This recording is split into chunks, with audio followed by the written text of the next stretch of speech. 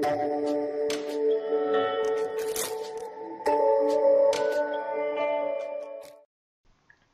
di sini ada isomer. Isomer adalah suatu senyawa yang memiliki rumus molekulnya sama. Jadi rumus molekulnya sama, ini ya, tetapi memiliki rumus struktur berbeda. Nah, ini ada beberapa contoh. Ada rantai lurus yang atas, jadi ini gini, supaya tidak keliru. Nah, di sini ada rantai lurus dan rantai bercabang. Ini sama-sama rumus molekulnya adalah C-nya ada berapa ini? 1, kita hitung ya. 1, 2, 3, 4, 5. Ini 1, 2, 3, 4, 5. Jadi di atas ini, dua yang satu lurus, yang satu bercabang, ini adalah salah satu jenis isomer. Kenapa? Kita coba hitung tadi, bahwa jumlah atom C-nya itu sebanyak 6. Sekarang ke hidrogen. Sebelah kiri jumlah atom hidrogennya ada 1, 2, 3, 4, 5, 6, 7, 8, 9, 10, 11, 12. Berarti C6H12. Sekarang yang sebelah kanan, nanti C-nya sudah kita hitung, ada 1, 2, 3, 4, oh maaf, ini bukan 6 ya, ini 5 ya. Sebelahnya maaf, salah. Ini ada 5 juga, C5. Hanya kita hitung 1, 2, 3, 4, 5, 6, 7, 8, 9, 10, 11, 12. Nah, di sini terlihat bahwa rumus dari molekul kedua rantai ini, jadi ini adalah namanya rumus molekul. Sama-sama C5H12. Ini juga sama rumus molekulnya. Sama-sama memiliki C5H12. Namun, rumus struktur yang membentuk rantai ini berbeda. Di mana C di sini, dia lurus seperti ini posisinya. Sedangkan C yang sebelah kanan, itu seperti ini. Ini ada satu lurus, kemudian dia memiliki cabang satu buah di bawah, yang dinamakan dengan rantai bercabang. Nah, inilah yang dinamakan dengan isomer, di mana dia memiliki rumus molekulnya sama, tetapi rumus strukturnya dia berbeda. Pada bawah juga sama, di sini terlihat bahwa jumlah atom C-nya ada 4 buah. Nah, sama-sama 4 buah di sini, berarti C-nya ada 4. Kemudian kita lihat yang sebelah kiri, terlihat bahwa jumlah hidrogennya ada 1, 2, 3, 4, 5, 6, 7, 8. C4H8. Sedangkan yang sebelah kanan, 1, 2, 3, 4, 5, 6, 7, 8. C4H8. Sama-sama memiliki C sebanyak 4 dan hidrogen sebanyak 8. Tetapi, apa yang membedakan antara sebelah kiri dan sebelah kanan? Di mana pada sebelah kiri, ikatan rangkapnya pada atom C nomor 1 di sini. Sedangkan yang sebelah kanan, ikatan rangkapnya, rangkap 2, ini adalah rangkap 2, adalah di posisi nomor 2.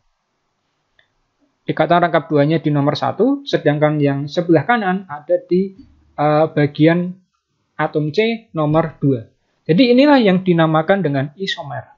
Sebuah senyawa yang memiliki atau mempunyai rumus molekul sama, tetapi rumus strukturnya berbeda. Nanti akan kita bahas lebih lanjut contoh-contoh isomer ketika nanti sudah membahas mengenai senyawa turunan dari hidrokarbon, seperti alkohol, kemudian ada ether, ester, dan seterusnya. Nanti akan kita bahas di bagian situ.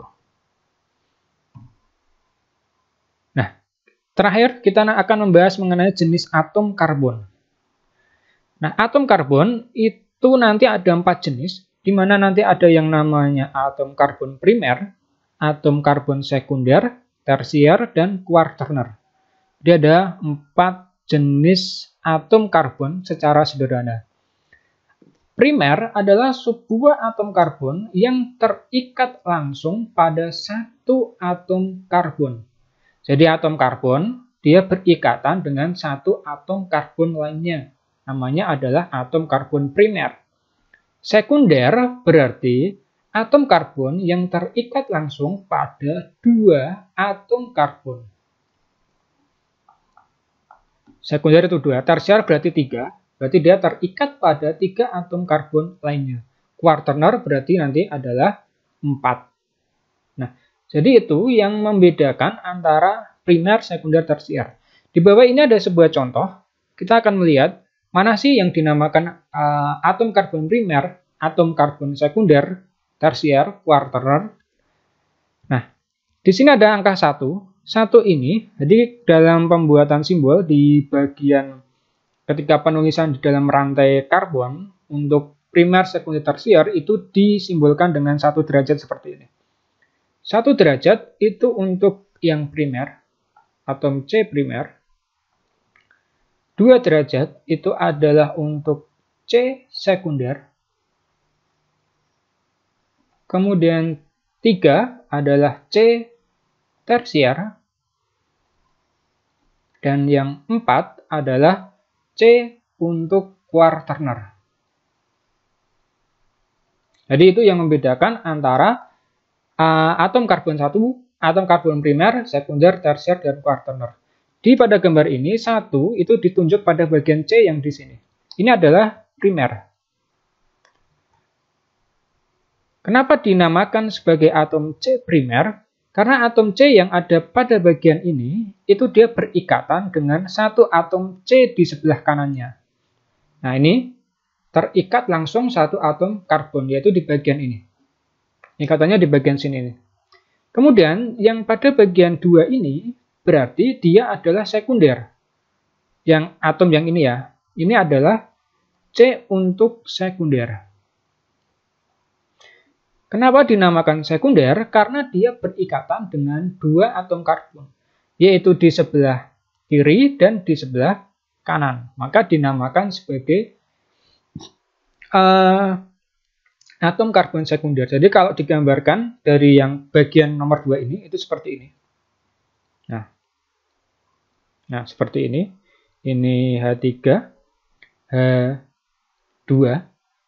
Kemudian di sini ada H3. Ini kalau dipisah ya, ini bukan jadi satu ini, tapi ini contoh aja. Maka bagian C yang ada di sini, ini adalah termasuk ke dalam atom C sekunder. Karena dia berada di antara 2 atom C lainnya. Bagian ini sama ini. Kemudian tersier, di sini ada tersier. Kenapa tersier? Karena posisinya pada bagian ini, dia berikatan dengan 3 atom lainnya. Sebelah kiri 1, sebelah kanan, dan bawahnya ini. Jadi dia berikatan dengan 3. Bagian ini, dan bagian bawah. Kalau misalnya mau dibuat sederhana, maka seperti ini. Ini adalah yang tersier. CH3, CH, CH3, kemudian di sini ada CH3. Maka posisi ini adalah, posisinya adalah atom karbon untuk tersier. Yang sebelah kiri sama kanan berarti dia primer. Kenapa primer? Karena dia berikatan dengan 1 atom lainnya. Sekarang ke yang quaterner. Pada bagian ini adalah quaterner. Kenapa? Karena dia mengikat 4 atom karbon lainnya. Nah, seperti ini. Nah, posisinya seperti ini kalau dibuat pemisah. Jadi ini yang saya buat ini bedakan dengan yang ada di gambar. Karena kalau di gambar mesti nanti beda. Kenapa? Karena pada posisi 3 quarter tersier ini, di sini adalah CH2, atau di sini CH3. Karena ini terpisah, jadi bedakan antara gambar yang ada di sini dengan gambar yang ada di sini. Posisi di sini ini adalah yang quaterner tadi. Kenapa quaterner? Karena dia mengikat ini CH3, CH3, CH, mengikat 4 atom C lainnya. C ya, bukan H. Ada di atas 1.